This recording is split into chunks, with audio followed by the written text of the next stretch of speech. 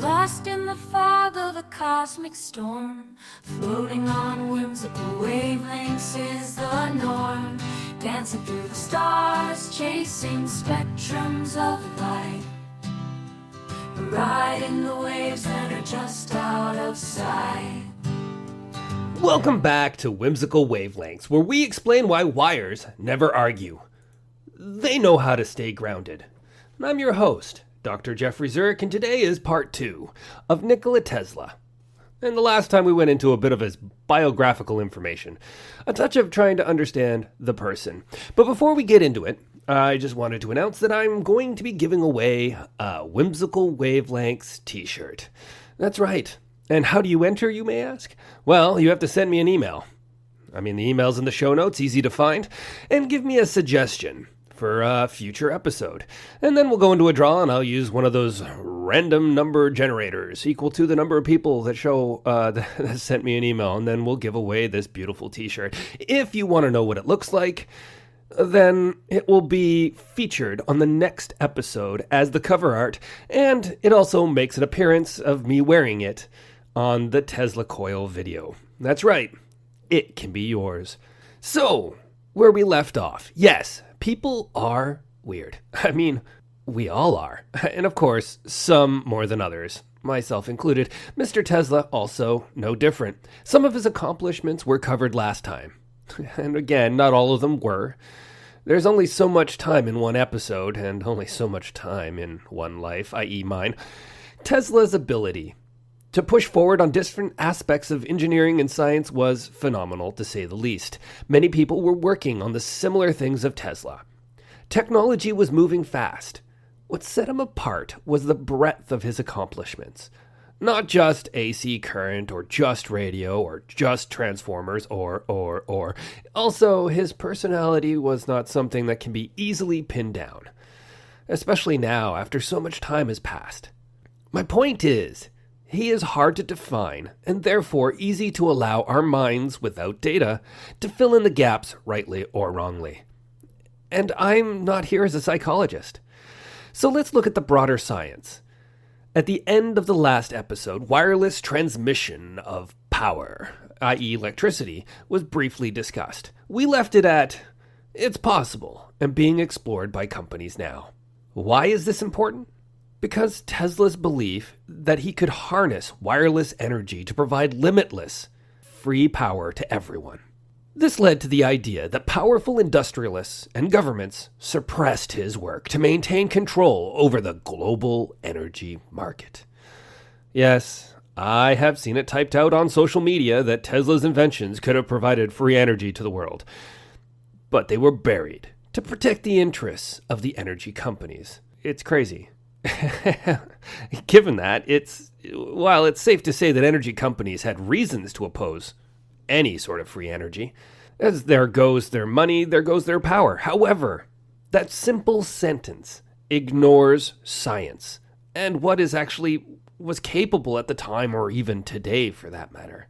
If incentives had been different, taxes, research dollars, etc., could we be as a society further along this road towards wireless transmission of power instead of transmission lines? Yeah, conceivably, sure.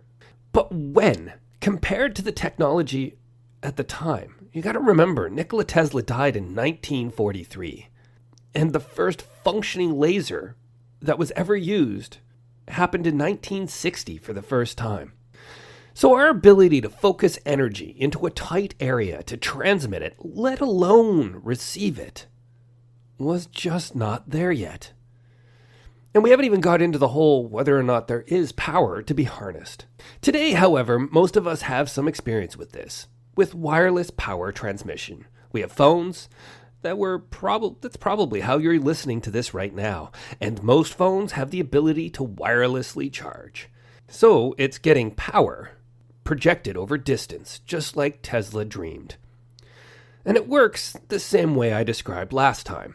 The charger plugged into the wall creates a variable electromagnetic field near the surface where you place your phone onto charge. Then this induces an electrical current in the conductors around it. In the case of charging the phone, antennas are built specifically to take this standardized field and convert it back to electrical power, charging the phone battery.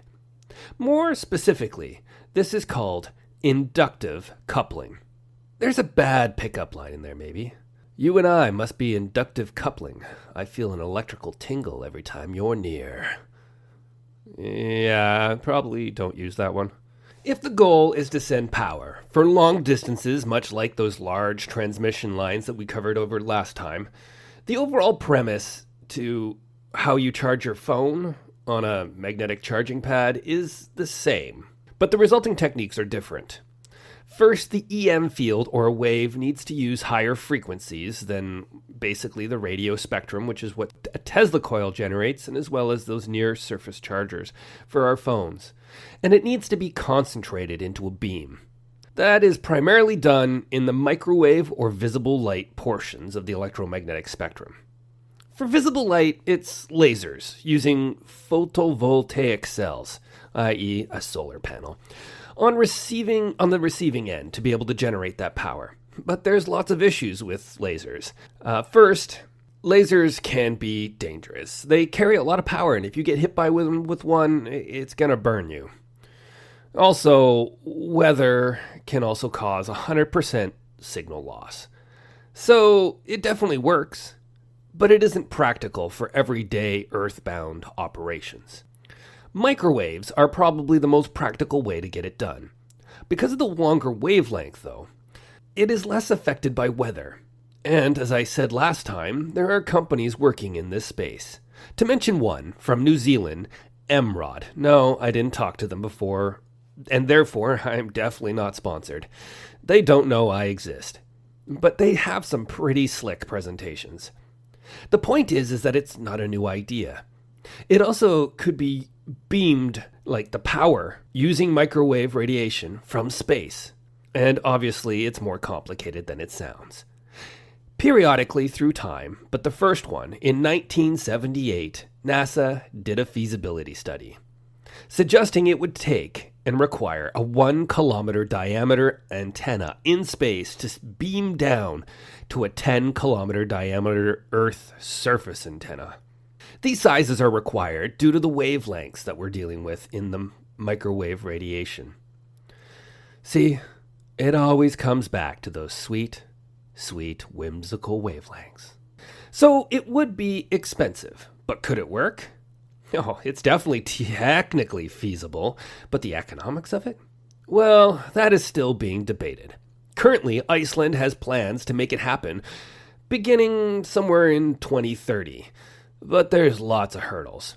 The largest thing we have ever built in space is the International Space Station, at 109 meters long from end to end. However, this Icelandic bid to making power come from space would require a 1.7 kilometer solar array and antenna.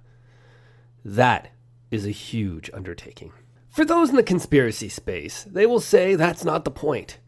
We should be able to generate our own for free, man. Nikola Tesla seemed to believe that there were long wavelength EM waves that could be used for generating limitless power. Unfortunately, that's just not the case. Not enough for modern technology, anyway. Much like we discussed when looking at the High Altitude Research Aurora program, where you could buy a kit to control a cockroach. It's mind control. The point is that we can buy things and conduct our own experiments, just like with the cockroach. We can construct apparatuses looking for ways to get free power. And we haven't found any. Anyone can do it. We have way more technology than Tesla did at his time at our fingertips. We can buy it from just random stores. We can order it factory direct and do all of these experiments ourselves. The fact that no one is running around saying, I'm off the grid, man. Screw you, energy companies, tells us that it just doesn't work. And the closest that we have found is solar power, which might be misinformation in a sense. The first modern solar cell was created in 1954 at Bell Laboratories, and it was expensive and very inefficient. Per watt, it was 100 times more expensive than coal. Technology and new engineering has made solar power cheaper than coal today. It is a way better way to generate power than a coal power plant. And anyone can buy the gear and be independent from the big energy companies if they wanted to put the work in. Yeah, it takes a fair bit of work, and it takes some real technical know-how and that upfront cost of buying all the gear and then maintaining it. The real issue is the amount of power modern devices take.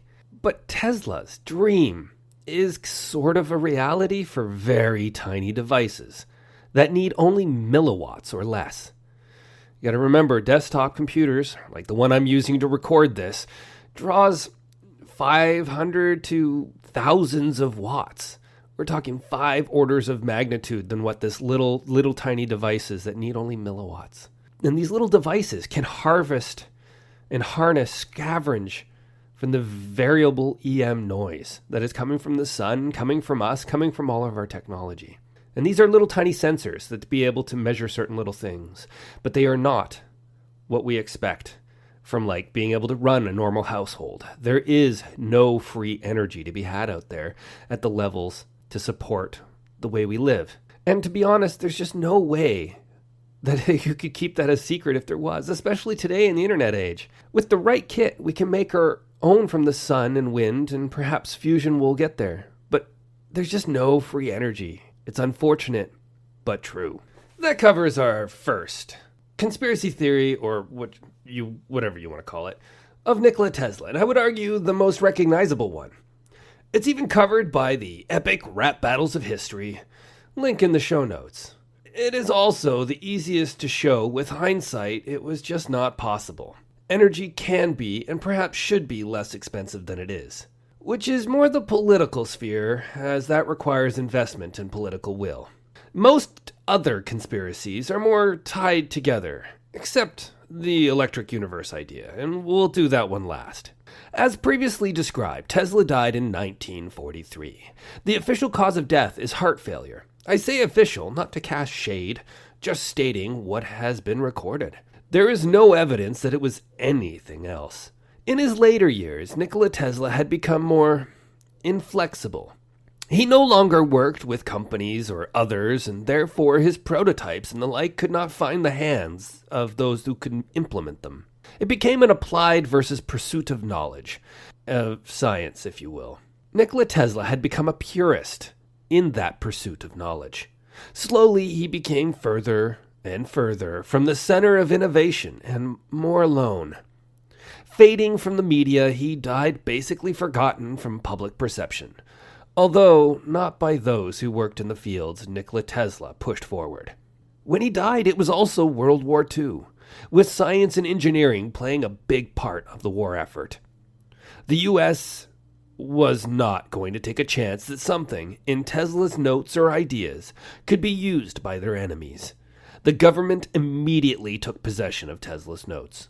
Once the government gets involved, people's imaginations definitely get carried away, especially when that government is the United States of America. So even though Tesla was 86 years old, people looking back after decades, remember, conspiracy theories are always looking back, they started to suggest the U.S. government had involvement with his death.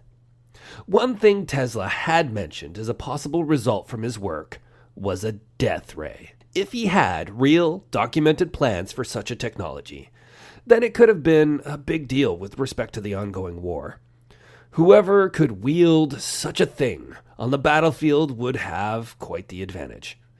Pausing just for a moment, let's keep in mind that lasers had not yet been invented, and contrary to the mythology of Nikola Tesla's work, while at the forefront of science and engineering, it wasn't alone.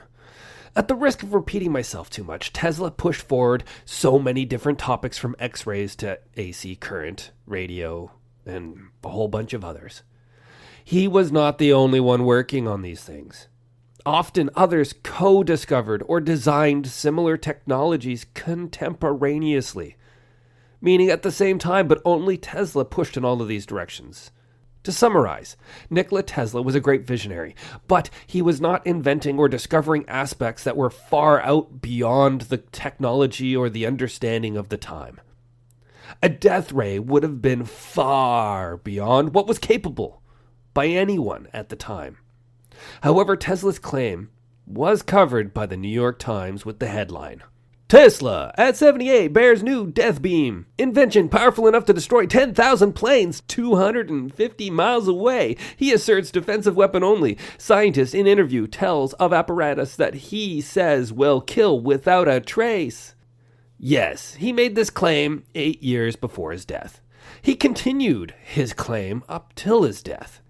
Tesla's description of the device he called Teleforce had been taken down in a handful of newspapers and interviews. Tesla said it could destroy anything approaching within 200 miles and will provide a wall of power in order to make any country, large or small, impregnable against armies, airplanes, and other means of attack. He claimed to have worked on the project since 1900 and said that it drew power from the ionosphere, which he called an invisible ball of energy surrounding the Earth. It also required the use of his 50-meter tall Tesla coil. No demonstrations or the like were ever recorded. When pressed on how a beam like this was possible, he didn't give a straight answer and would allude to laws of physics that have not yet been discovered. That really should seal the deal here. The mention here of the ionosphere is another marker that ties back to HAARP, which we covered a few episodes ago. So it can destroy a plane 250 miles away, apparently. And at the time of World War II, planes were not full of computers, so to bring one down required a lot of physical damage to the wings, motor, or pilot. Force fields are also still not a thing. So, not sure how to take this. Is it possible that while Tesla was so good at creating and visualizing new technology, he also visualized new physics that doesn't exist to make it work? And quite frankly, I don't see any other way to think of it other than Nikola Tesla's imagination went too far. And that's really all I can realistically go into.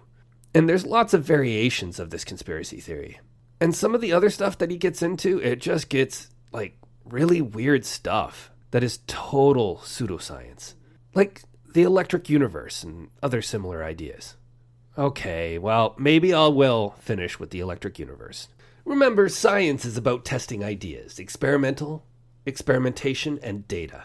We have mathematical formulas from which we can predict results from electrical phenomenon, which include all aspects of the Standard Model. All of the known particles, like the electrons, belong in the Standard Model, as well as they make up the 4 fundamental forces: gravity, electromagnetic, strong nuclear force, and weak nuclear force. Everything we have created via technology and the like was created and can be explained by the Standard Model. There are areas where the Standard Model breaks down. Quantum gravity, for one. They exist. There are fundamentals of the universe we do not yet understand. There is so much left to be discovered. And it may require a rewrite of our understanding of how the universe works, including a rewrite of the Standard Model. But the most true model we know, the Standard Model, has gotten us this far, and will hopefully take us a lot further. The electric universe is broadly a belief that the universe is ruled by electricity. Electrical phenomenon are the backbone of everything in this ideology, if you will. There are also so many variations.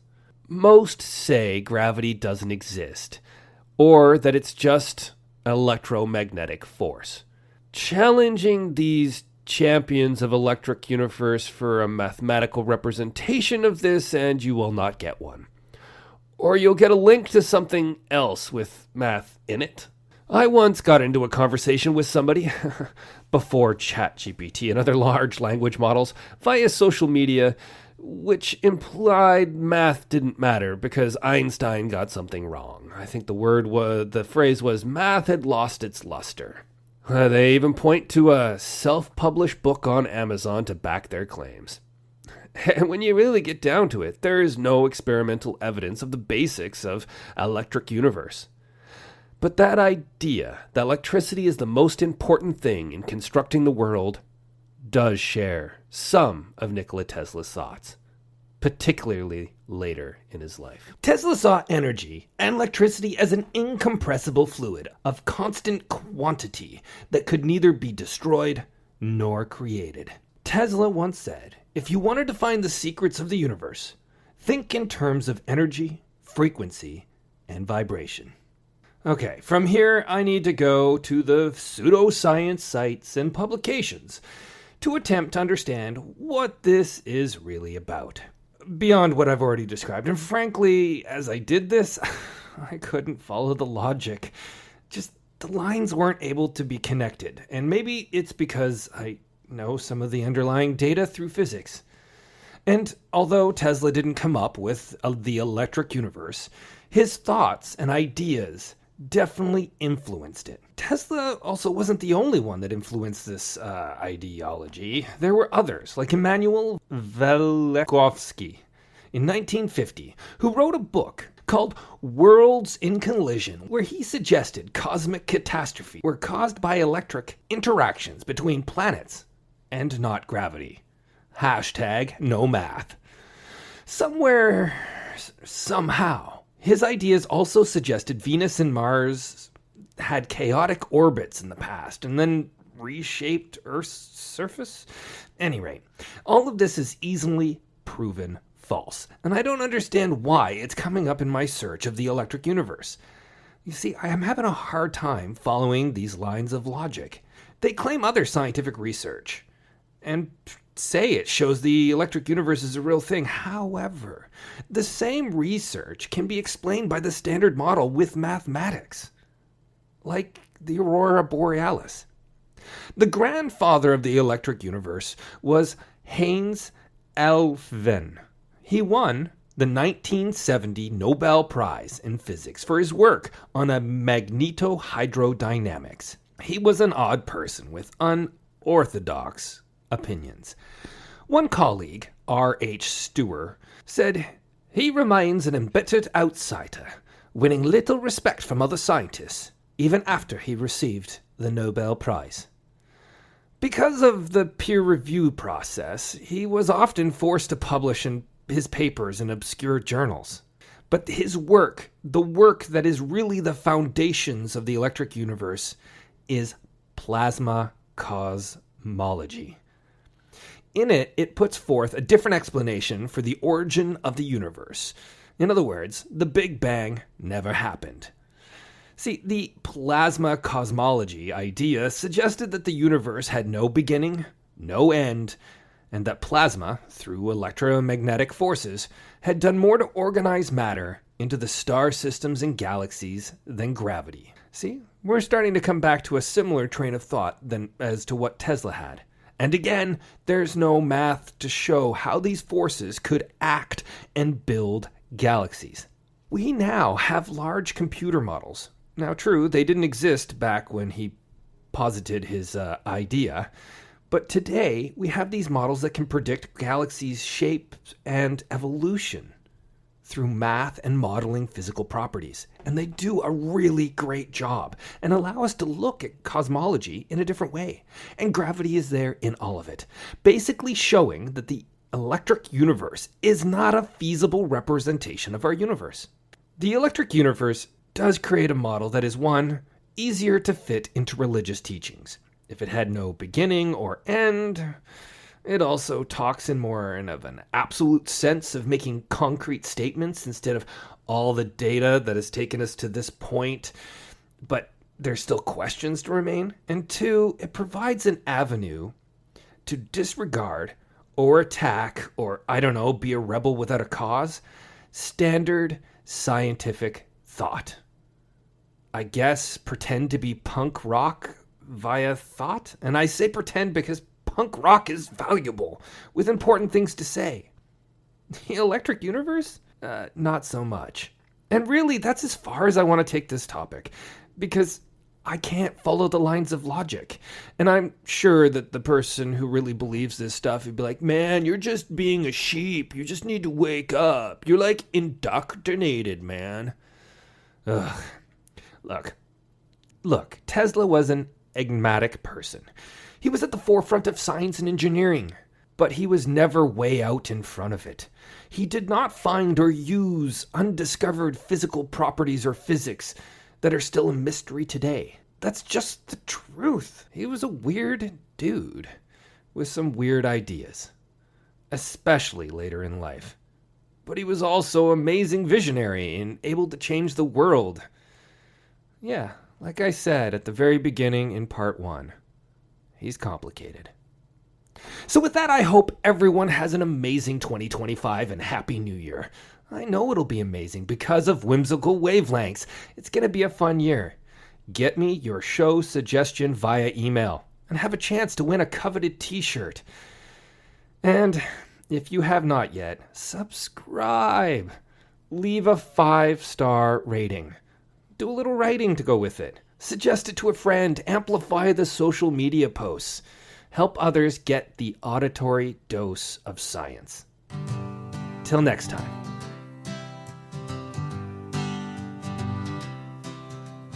Lost in the fog of a cosmic storm, floating on whimsical wavelengths is the norm. Dancing through the stars, chasing spectrums of light, riding the waves that are just out of sight. In a world so chaotic that misbehaves, melodies that echo show us sex always. Colors intertwine, painting the sky. We're lost in the rhythm as the universe flies by. Oh, we're tuned in, feeling the beat of the unknown. Can you hear it? It's echoing through your bones. In this melodic maze we let